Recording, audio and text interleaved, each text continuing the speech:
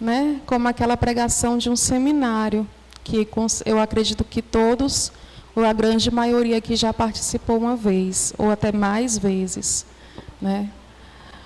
Não vai ser aquele tema do pecado, de dizer o que é o pecado, qual é a gravidade do pecado, quais as consequências do pecado, como para pessoas que talvez não tenham ainda esse entendimento e que precisam escutar pela primeira vez.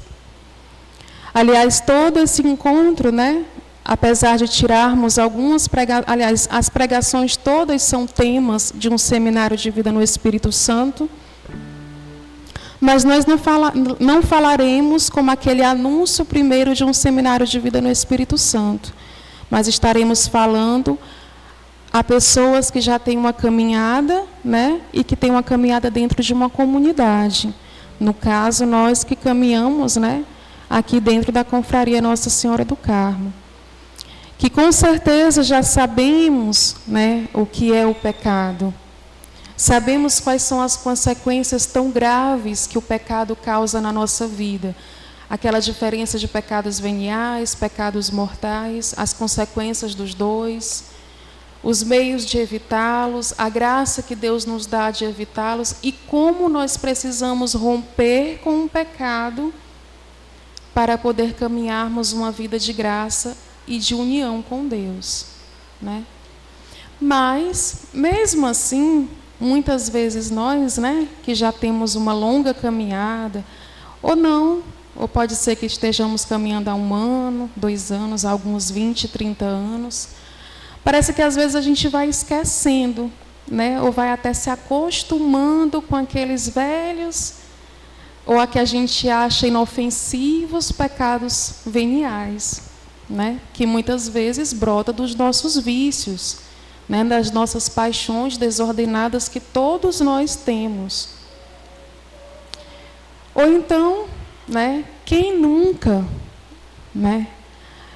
E a gente também acha, né, na nossa caminhada, a gente acha que aquela conversão que tivemos há 10 anos, 1 ano, 30 anos atrás, foi a conversão da nossa vida, que a gente não mais precisa de conversão.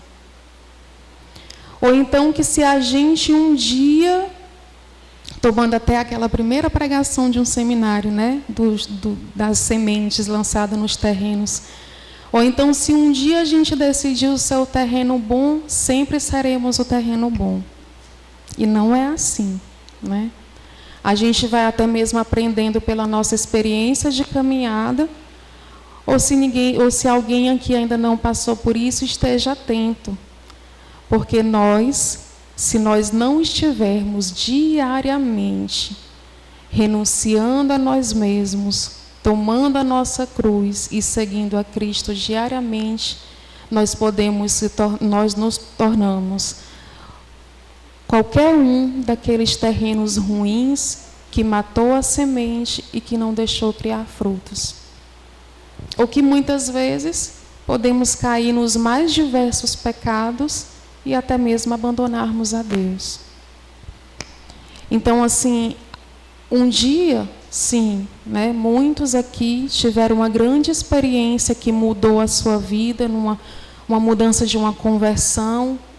Claro, isso daí acontece e é necessário, né, para aquele primeiro encontro com Deus. Mas diariamente nós precisamos de conversão. Essa conversão não ficou só lá atrás, ela é todo dia.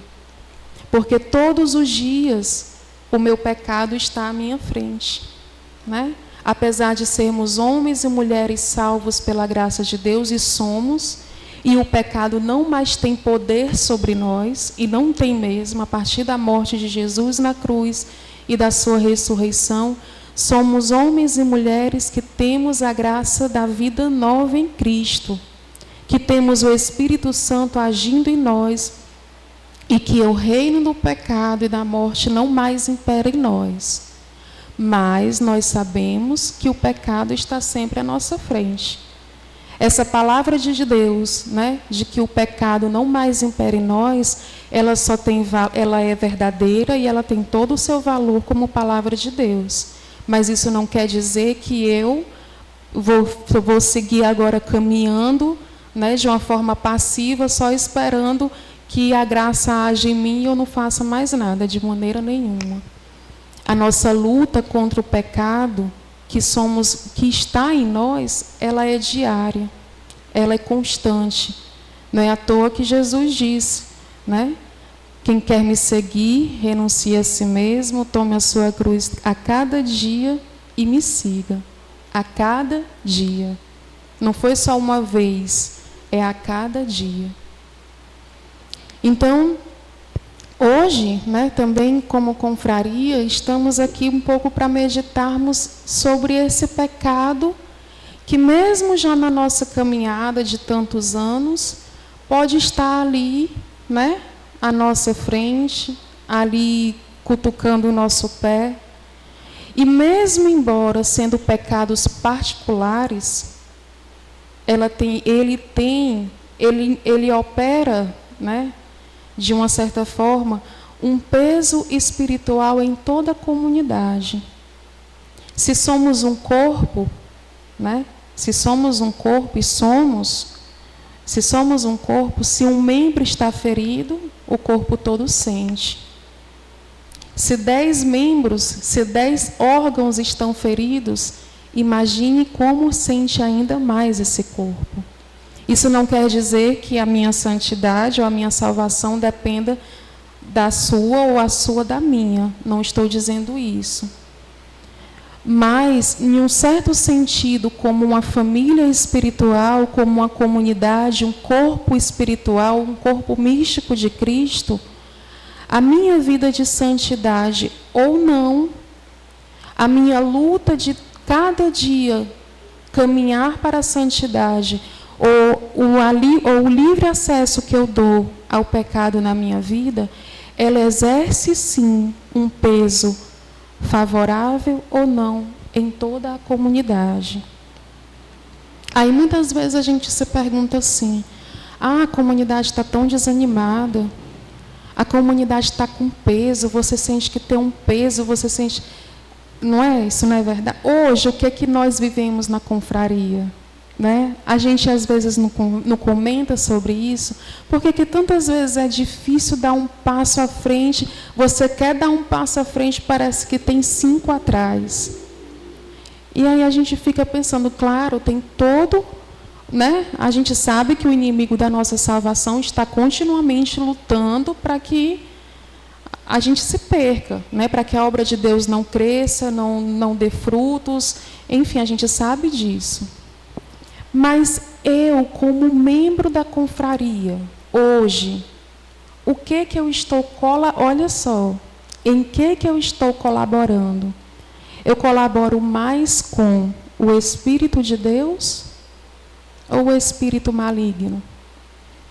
Na minha conduta, na minha vida de oração, na minha vida ali dentro da minha casa, onde eu cumpro com os meus compromissos espirituais, ou mesmo quando eu vou para o meu grupo, ou seja lá o que, o compromisso que eu honro, que eu não honro, você está colaborando mais com quem? Você hoje, nós hoje, e que essa pregação, né, que esse momento de formação seja um momento de reflexão para nós como confraria. Claro, cada um vai fazer de modo particular, mas nós estamos aqui focando a confraria, né? O corpo, esse corpo místico que é a confraria, uma comunidade, uma família religiosa. Então, assim, a gente pode se perguntar, hoje a minha conduta individual, ela colabora mais com o quê? Será que eu tenho culpa? Será que eu trago um pouco de culpa naquilo que hoje a comunidade vive como um todo? Será que o meu esforço para viver de fato como um homem restaurado, como uma mulher restaurada, salvo pela graça de Cristo, pela morte de Cristo, homens e mulheres que têm o Espírito Santo vivendo e operando constantemente, será que realmente eu vivo assim para que dê frutos lá na minha comunidade? Então a gente tem nós que caminhamos em comunidade, nós devemos continuamente estarmos nos perguntando isso. Porque você não caminha de uma forma individual. Você caminha como família. Você caminha como comunidade. É um comum. É comum, é uma vida comum. E aí, né, a gente não é só ficar jogando o peso para cima de outros, ou de fulano, ou de cicrano, ou aquele acontecimento, ou esse momento, e nem só colocar a culpa no demônio, né? Mas é a gente se analisar.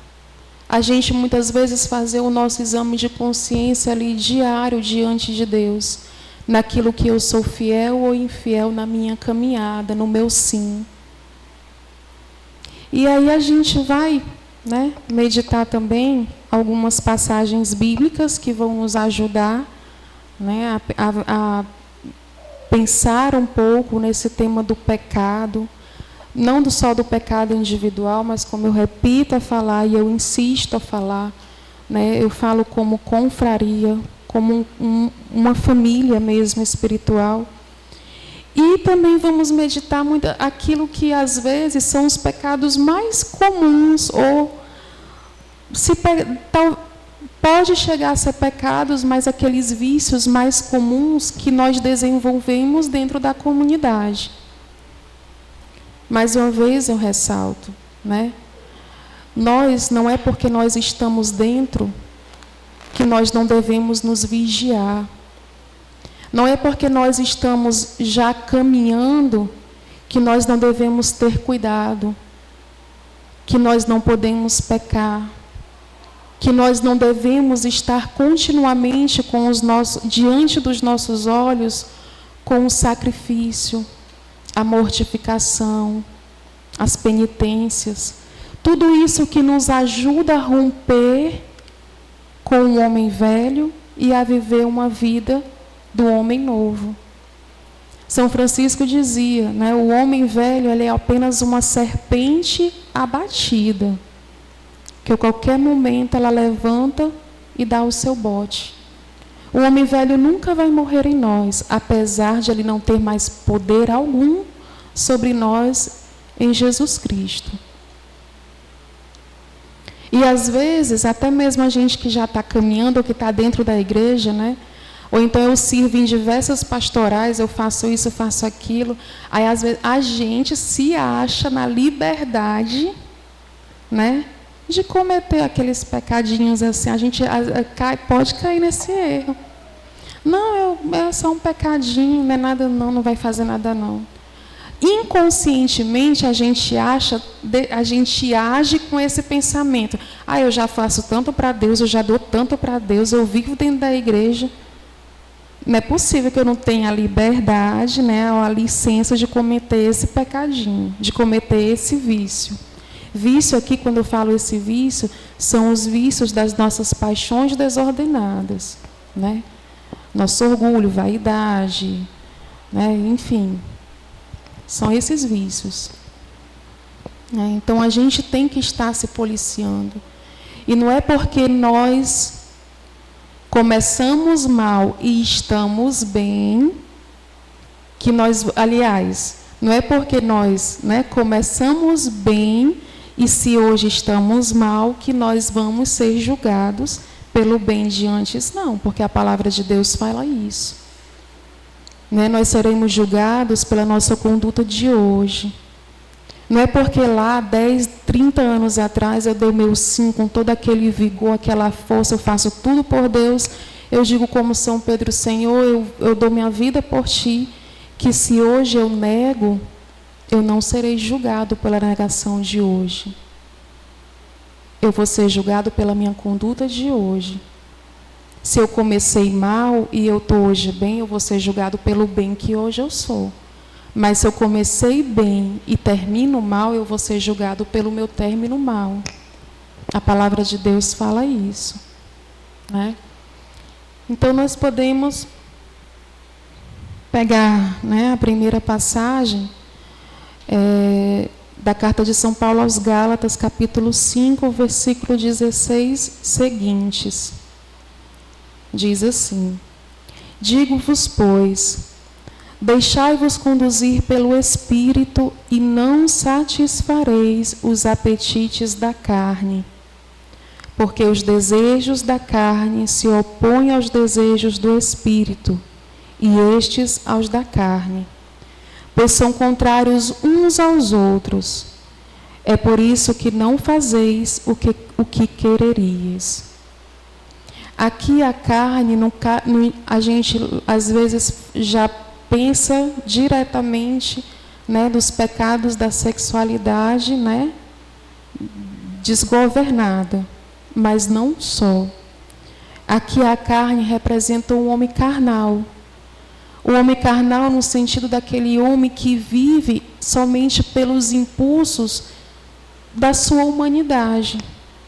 Há uma pessoa que vive somente pelo impulso da raiva, da ira, uma pessoa que é extremamente orgulhosa, vaidosa, e dá livre acesso a tudo isso e nem se preocupa em viver uma vida reta a Deus. Quando São Paulo fala isso, ele não está se referindo somente aos pecados da sexualidade. Mas quando fala de homens carnais, são homens que vivem somente aqui, pensando nas coisas da terra, ou então que dá livre curso na sua vida, né, a tudo aquilo que é próprio da nossa humanidade. E que se nós não estivermos numa vida de união com Deus, nós sabemos que nós podemos cometer constantemente os piores pecados e sermos as piores pessoas do mundo. Porque a nossa natureza marcada pelo pecado é uma natureza que está corrompida e sempre inclinada a fazer o mal. Nós sabemos que somos assim. E se há algo de bom em nós, é somente pela graça de Deus. Todos os santos falavam isso, né? Se há algo de bom em nós, é Deus que opera em mim. Porque eu mesmo, por mim mesmo, não sou capaz de nenhum bem, de praticar nenhuma virtude, de nada, né? E a gente sabe que estamos nessa luta constante, né, entre a carne e o espírito, entre aquilo que é próprio de mim como, né, natureza humana e aquilo que é de Deus. A gente sabe que muitas vezes dizer o sim para Deus dói. A gente sabe que muitas vezes é dificultoso. A gente sabe que muitas vezes nós temos que nos violentar. Mas Jesus disse na sua palavra que só os violentos alcançarão o reino de Deus. O grande problema é que muitas vezes hoje, dentro da igreja também, mas dentro das comunidades, a gente esquece, né, na nossa caminhada, um pouco dessa vida de sacrifício, dessa vida de violência que nós, como cristãos, devemos continuamente estarmos fazendo contra nós mesmos para sermos santos. Ninguém alcança a santidade sem renúncia. E não é só uma renúncia a um bem material ou coisas exteriores a mim, não. A maior renúncia é a renúncia que eu faço de mim mesmo. Muitas vezes da minha vaidade, do meu orgulho, da minha falta de humildade, do meu egoísmo, da minha ambição. Essas são as nossas maiores e mais duras renúncias. Não é renunciar a um bem material, a renunciar a comprar o melhor carro por um menor, ou sei lá o quê. Essas renúncias para algumas pessoas também são difíceis, mas elas só são muito difíceis porque a principal renúncia, que é lutar contra si mesmo, é mais difícil ainda, né? Da sua ambição, de lutar contra a sua ambição. E às vezes hoje se perder, né? Eu acredito assim, hoje se a gente for ver assim, muitas pregações, muitas comunidades, pessoas até que são muito vistas na internet, é como se a vida cristã fosse sempre uma vida muito feliz, ou então que você só luta contra as forças do mal. Parece que a vida cristã se resumiu a lutar contra maldição, ou então pedir cura, então tenho que lutar contra a maldição na minha família, a maldição no meu casamento, a maldição seja lá em quê. E parece que a vida cristã se resumiu só a isso, mas não se fala mais da vida cristã como uma vida que deve ser uma luta constante contra o pecado e uma busca constante da santidade. Eu posso muito bem entrar no céu tendo ainda na minha família uma maldição. Aquela maldição nem precisa ser cortada para eu entrar no céu, mas eu preciso ser santo para entrar no céu. Eu posso muito bem entrar no céu sofrendo uma doença e essa doença até me levar à morte. Mas eu não posso entrar no céu se eu não for santo. Mas parece que hoje a vida cristã, né, ou então até muitas comunidades hoje, só se fala mais sobre isso. Mas se esquece da vida de ascese, né, de buscar a santidade, de falar das virtudes, dos dons do Espírito Santo, não dons que servem para me enaltecer ou para me fazer grande dentro do grupo, da comunidade ou da igreja, mas dons que me levam realmente para a santidade. Os dons que geram na minha vida frutos, né, de conversão e de virtudes. Não se fala mais nisso. E a gente precisa retomar isso. A gente precisa retomar o sacrifício, a cruz, a renúncia. Né? Aquilo que o padre sempre fala, o jejum, a penitência. As outras coisas, mas ele fala jejum e penitência.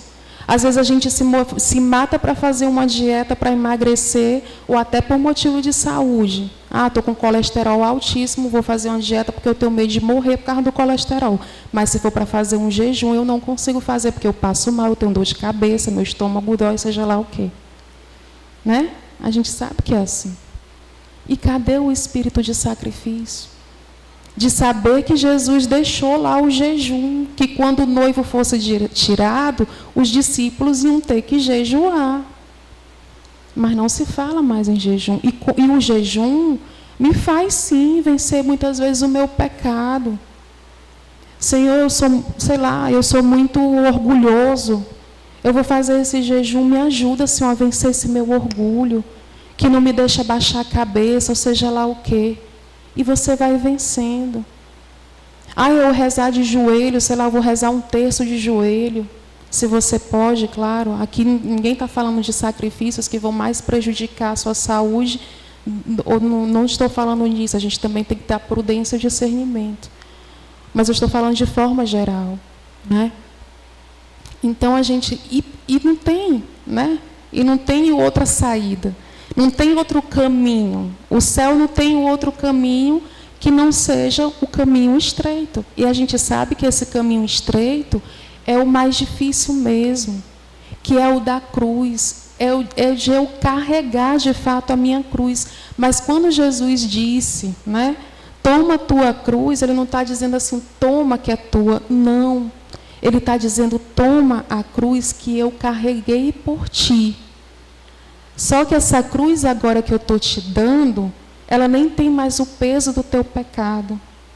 Ela é fonte para ti de salvação agora. Ela não é mais uma cruz que tem o peso da tua condenação. Ela é a cruz que tem a tua salvação. Então, nem mais pesada ela é. Porque quando ela se tornar pesada, você pode ir lá nele e dar os teus fardos a ele, que ele vai aliviar. Mas não tem outro caminho para entrar no céu. Não tem outro caminho para vencer o pecado. E um pecado que está constantemente à nossa frente. Mas, repito, não tem mais força sobre nós, mas está na nossa frente. Que não seja o caminho da cruz. De eu aceitar sofrer por Deus. Seja o sofrimento quando eu tenho que me renunciar a mim mesmo, quando eu tenho que fazer sacrifícios, ou seja lá o que for. Mas não há outro caminho. Né? E aí, a gente pode, como eu falei, né, também,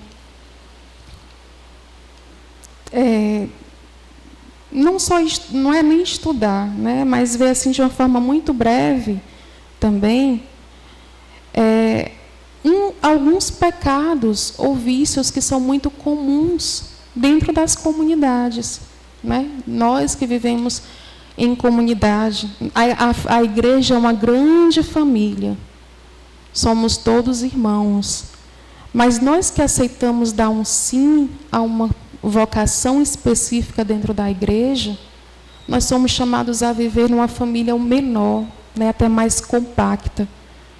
Às vezes eu acho que é porque Deus chama, de fato, os mais miseráveis que, se estivesse lá no mundo, correria o risco de se perder. Só que às vezes a gente até mesmo perde, né, essa visão e acha que é porque somos os melhores, e não é, né? Ou então mesmo porque Deus quer te formar mais de perto. Deus tem uma missão particular para ti.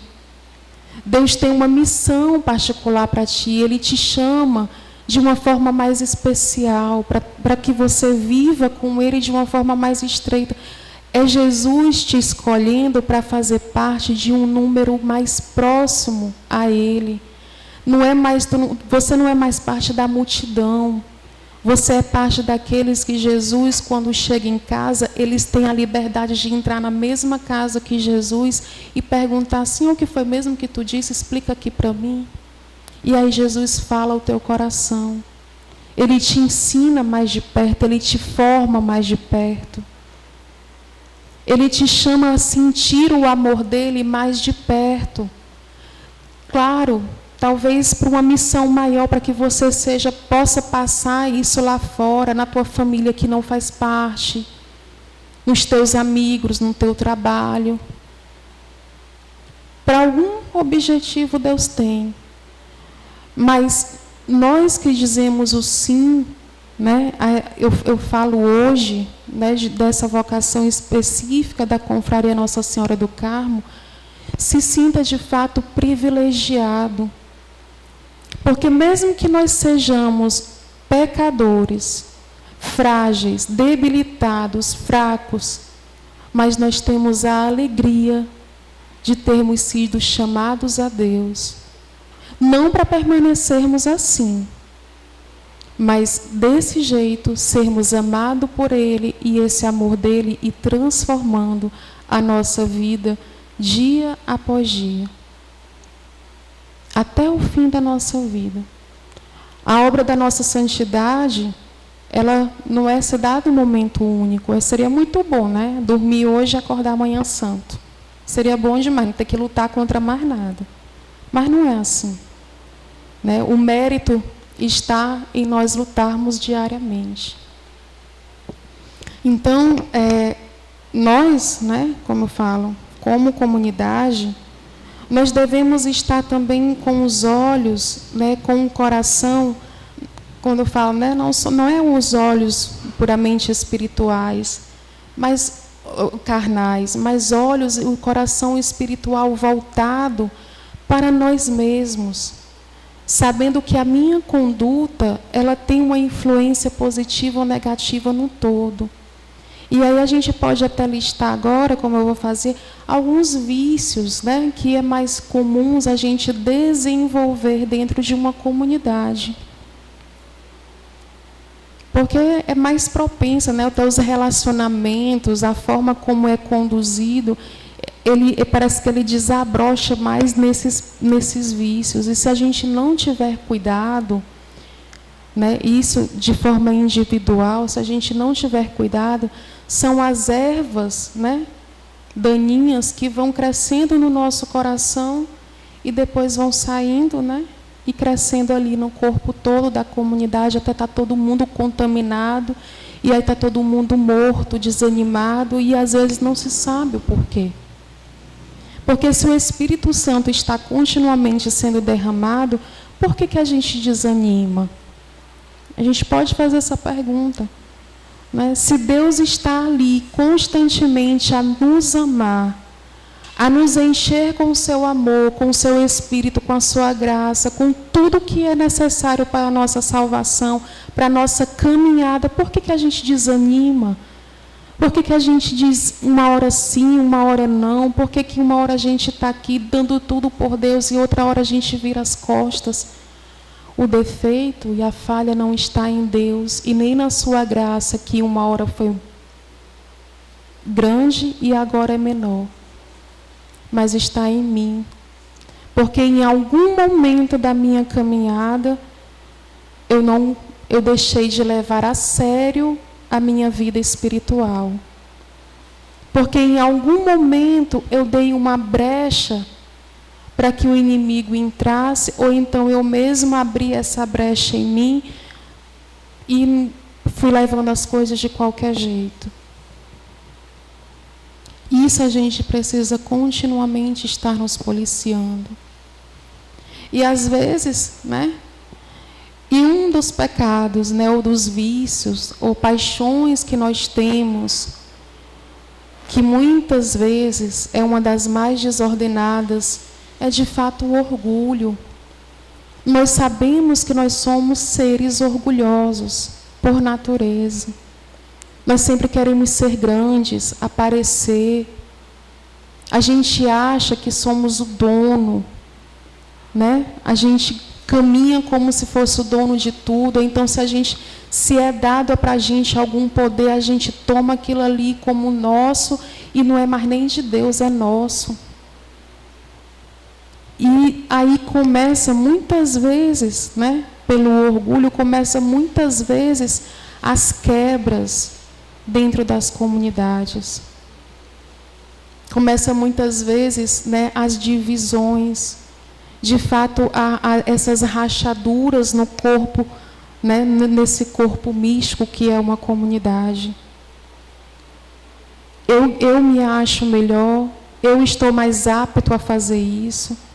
Aí, às vezes, esse orgulho se manifesta como: não, eu não aceito que seja aquela pessoa, aquele grupo, aquele fulano, aquele ciclano, eu não aceito, teria que ser eu. Ou mesmo que não fosse eu, mas eu achava que tinha que ser outra pessoa. Eu não aceito, aí vem as desobediências. A gente sabe que dentro de uma comunidade tem que viver um espírito de obediência, de confiança naquelas pessoas que estão exercendo no momento alguma posição de estar à frente. É necessário, mas às vezes, né, a desobediência vai ali, sempre encontrando uma brecha de se encaixar e vai quebrando tudo, vai desfazendo de baixo para cima. Porque a gente é tão orgulhoso que a gente não consegue. O nosso orgulho começa primeiro em quê? A gente se achando os melhores. Eu não tenho um pecado que precisa ser vencido, ou então eu não tenho um vício que precisa ser vencido. É sempre o outro que é ruim. Eu nunca sou ruim, é sempre o outro. É sempre o outro que me machuca, é sempre o outro que me ofende, é sempre o outro causador dos problemas e eu não faço nada, né? E a gente sabe que nem sempre é assim. Todos nós ferimos e somos feridos. Todos temos pecados. Esse orgulho muitas vezes impede com que eu veja o outro como meu irmão. O outro ali não é meu rival. Eu estou dentro de uma família. Talvez esse sentido de que eu sou uma família, eu faço parte de uma família, precisa ser restabelecido dentro da confraria. O outro não é meu rival, ele é meu irmão. É um irmão onde eu deveria me apoiar e deveria ser para mim apoio quando eu preciso ou quando ele precisa. E não um que eu torço para que ele caia, ou fico feliz quando ele cai, ou quando ele erra, ou quando ele tropeça e vice-versa. Que fraternidade é essa? Como eu posso viver em comunidade se eu tenho constantemente esse espírito dentro de mim? Ou então, às vezes, né, esse orgulho me faz tomar a obra, ou seja lá o quê, aquele grupo, ministério, aquela pastoral como minha. Aí, se acontece alguma coisa contra, né, se alguém que é acima de você não te reconhece, não te elogia, ou até mesmo depois de você fazer tão bem, a pessoa ainda te critica e você fica com aquele orgulho ferido. Ai, meu Deus, ninguém me reconhece, ninguém me elogia. Aí você fez por Deus ou você fez por você? E uma coisa, dentro de uma comunidade, é até bom que as pessoas que estejam à frente, é até bom que o padre não te reconheça. Sabe por quê? Porque isso faz quebrar o nosso orgulho, a nossa vaidade espiritual e humana. Faz só por Deus. Faz escondido no teu escondimento. Faça bem feito. Faça tudo o que você pode fazer da melhor forma possível para ficar bonito, para que seja da melhor forma, para que aconteça da melhor forma. Você tem que fazer com todo o zelo possível, mas por Deus. Se o padre vai te elogiar, se o coordenador vai te elogiar, se fulano, é o de menos, e nem procure isso. Porque você está se preservando até de você mesmo se envaidecer e a tua obra se torna menos pura. Porque ela já vai sendo ofertada a Deus com um pouco da vaidade espiritual. É até bom que ele não reconheça, que ninguém reconheça. Faça só por Deus. Coordene o seu grupo da melhor forma que você puder. Incentive as pessoas, reze, pastoreie. Com tudo que você pode, faça sempre o seu 100%. Porque o que vai te recompensar no final é Deus, não é ninguém. Até porque essa recompensa, a tua salvação não vai depender dela, não. Você pode entrar no céu sem essa recompensa de ser elogiado por alguém. Mas se Deus te elogia, isso é o que importa. Se Deus vê, isso é o que importa. Né? E às vezes até esse orgulho ferido, né, de que ninguém mais me reconhece, ou então alguém tomou o meu lugar, eu acho que fulano tomou o meu lugar, faz até com que a gente guarde o talento, né? Depois a gente vai ter um momento de oração sobre os talentos. Aí a gente fica com aquele orgulho ferido de dizer, deixa aí, ninguém me reconhece mesmo, então eu não vou mais fazer nada não. Você está errado. E no final, nem venha reclamar que o patrão, né, tomou o teu único talento e deu a quem tinha 10 não. Porque o teu talento, mesmo que ele seja um talento, a confraria seria menos sem o teu um talento. E não precisa, esse teu um talento, ele não precisa do reconhecimento das pessoas para que ele tenha o seu valor, não. Porque quem te deu não foi as pessoas, nem o padre te deu. Quem te deu foi Deus. Ele é o dono do talento. E é Ele que vai te cobrar.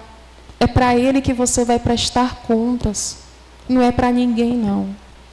Então, se você se sentiu em algum momento frustrado, ofendido, menosprezado, desprezado, não esconde mais o teu talento, não, meu irmão. Redireciona o teu olhar e a tua ação de fazer por Deus. Transpasse esse nível de fazer somente pelos homens, ou para agradar, ou para buscar o reconhecimento dos homens. Faz por Deus e a tua recompensa virá da maneira mais bela e mais pura que você pode receber, que é vindo das mãos do próprio Deus. E aí, né, muitas vezes, com o orgulho vem as invejas, né? Aquele grupo é melhor, aquela pessoa daquele ministério é melhor.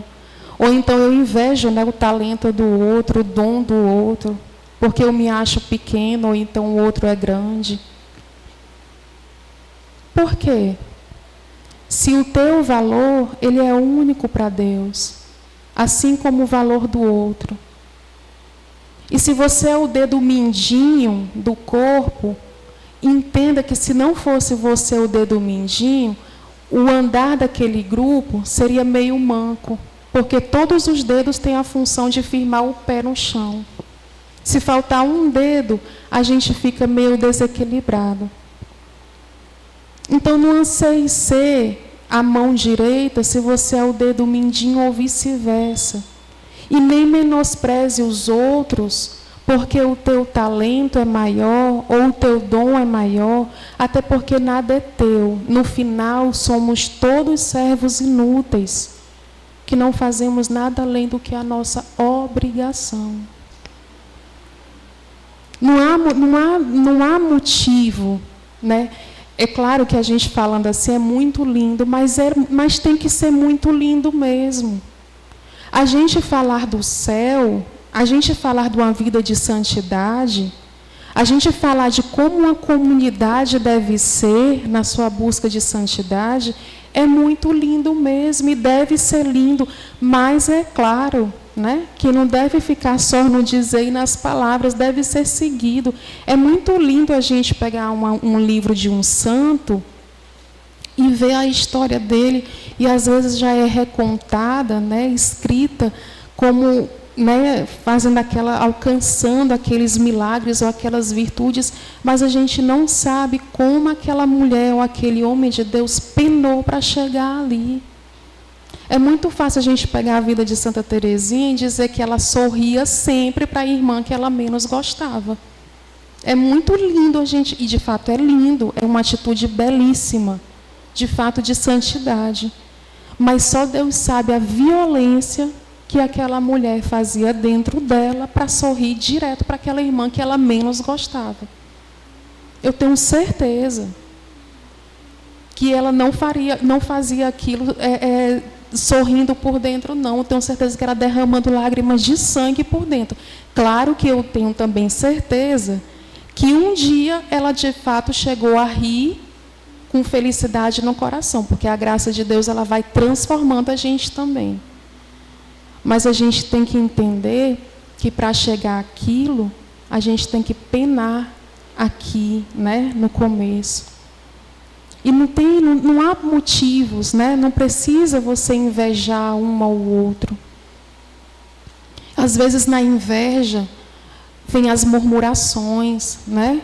A gente murmurar ou contra aquela missão que a gente recebeu, ou então contra aquela pessoa, contra aquele grupo. A murmuração é um dos grandes males, ou talvez o principal, que quebra a fraternidade dentro de uma comunidade. A caridade, o espírito da caridade.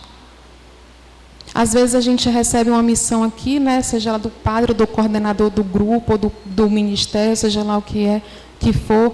Aí aqui a gente diz, tá bom, ai que coisa boa. Aí quando a gente vai lá por fora, eu pego o meu WhatsApp, né, vou lá naquele fulano que eu tenho mais intimidade. Viu, fulano, pelo amor de Deus, como é que ele manda a gente fazer isso? Ou então como é que pode? Não é assim? A gente sabe que isso acontece. Mas a gente também tem que entender o grande mal que é isso. Porque a murmuração, ela de fato ela vai quebrando no nosso coração e depois no corpo todo, porque a murmuração não fica só para a gente, né? A gente não fala só para a gente vai falando e vai minando. A gente realmente vai minando aquele terreno, aí quando explode, derruba logo tudo. Né? Então a gente também tem que ter muito cuidado com isso. Aí às vezes também a inveja vai gerando a fofoca, né? Gosto de falar muito daquele irmão, daquela irmã, aquele grupo. Ai, fulano, tu viu que aquele grupo quis ser o melhor lá na festa de Santa Teresinha? Né? A gente sabe que isso acontece. Mas a gente tem que aprender a não mais agir assim, né? E isso são coisas que acontecem, mas a gente tem que, né, vencer isso. É o nosso pecado que continuamente está à nossa frente, mas é um pecado que não há mais poder sobre nós. E aí muitas vezes vêm as intrigas, né? As intrigas que eu semeio ela no meu coração, né, que às vezes só Deus vê, ou então as intrigas que eu vou formando ali grupinhos, né, grupinhos contra grupinhos, ou grupinhos contra fulano, cicrano, né, e eu vou formando ali as intrigas. E a gente vai vendo que a comunidade não anda mais numa única direção, não tem uma unidade, não tem... Né? Não é só um elo, não tem só um cordão, parece que vai assim, se desfazendo, e a gente fica perguntando o que é isso, o que é isso, mas às vezes está aí. Né? O orgulho, a inveja, a fofoca, a murmuração que vai chegando nas intrigas, que muitas aliás, a gente não sabe nem o que é pior, se é aquela que eu semeio só no meu coração, porque isso vai me matando também espiritualmente, ou se é aquela que eu vou expondo e aí eu vou formando grupinhos, ou então eu vou colocando um contra os outros e às vezes me saio de bonzão. Mas foi eu que provoquei, às vezes, aquela intriga de fulano e cicrano, grupo tal com grupo tal, e eu fico lá de boa. Não, você às vezes foi o causador. Né? E aí vem a desunião, né? As intrigas, que é mais concreto, mas depois vem a desunião, que também é concreto, mas é também algo muito espiritual. Né? Há uma comunidade que é desunida. A gente sabe que a graça, né, de uma unidade dentro de uma comunidade é Deus que dá, é dom de Deus.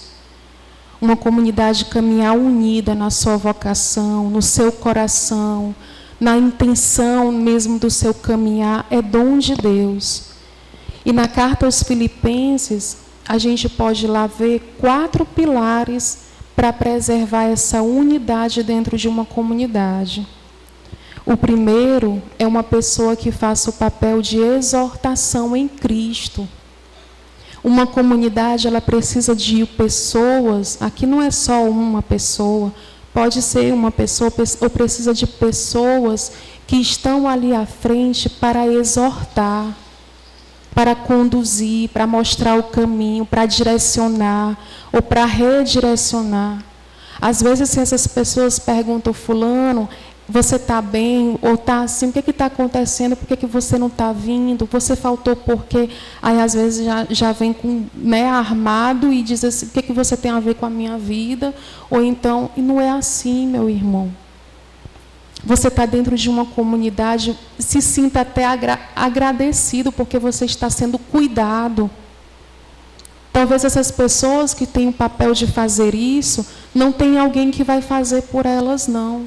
Mas ela está fazendo por você, de estar preocupado com você, de querer te mostrar novamente o caminho, que se vê que você saiu do caminho, vamos, é bem aqui, não é aqui não.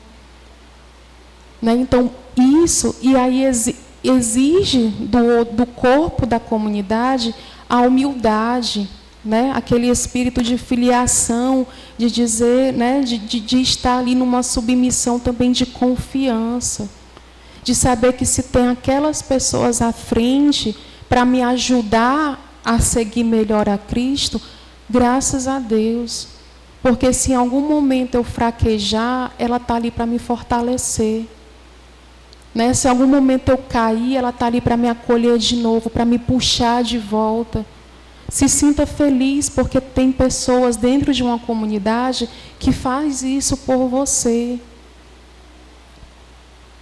E se torne humilde, né, para estar nas mãos, né, dessas pessoas. Hoje vocês têm, né, assim, né, pelo que eu conheço, pouco que eu conheço, hoje a confraria, ela tem uma grande graça de ter o seu fundador muito próximo. Muito, eu não digo só próximo fisicamente, por ele estar aqui todos os dias celebrando e confessando para quem quiser, não. Para quem quiser vir, não. Mas o Padre Fernando, ele é uma pessoa muito acessível. Ele é um padre muito acessível.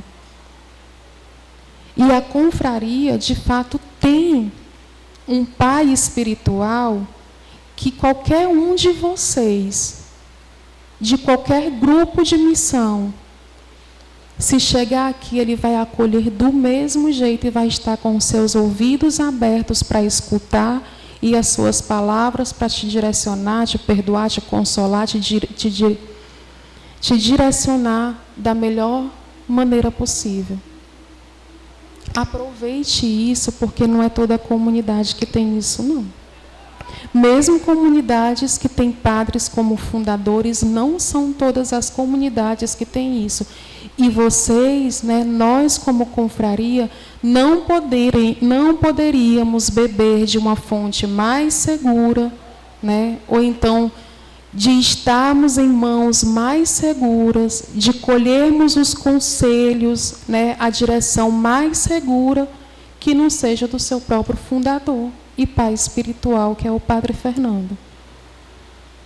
Então, confraria, utilize essa graça. De fato, use e abuse dessa graça enquanto nós temos. Né? Ele está aqui para acolher qualquer um de nós. E como é bom ser dirigido espiritualmente.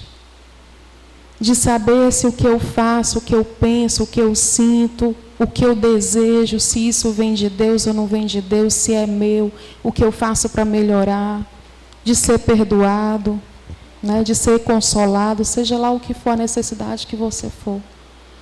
Então, utilize isso, né? Utilizemos isso. Outro pilar para a união dentro de uma comunidade é o exemplo do amor de Cristo pela sua igreja. Primeiro, eu me sentir amado por Cristo, que deu a sua vida por mim. E pelo exemplo dele, eu amar a minha comunidade e estar disposto a dar a minha vida pela minha comunidade. O terceiro é a comunhão própria no Espírito Santo, que nós recebemos no próprio batismo e que nos tornou filhos de um mesmo Pai. Isso bastaria, né, de sabermos que temos o Espírito Santo, o mesmo Espírito que age em mim é o que age em você em cada um de nós.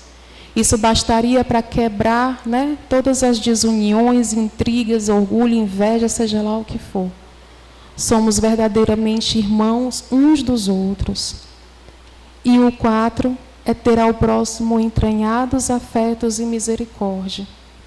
Às vezes não está só no papel de julgar, nem mesmo quando eu vejo o outro cair ou pecar, mas rezar pelo outro. Às vezes a gente reza, quando a gente vê o outro cair, pecando, se afastando, a gente reza ou a gente só julga. Ah, tá aí, ó, o fulano não está nem aí.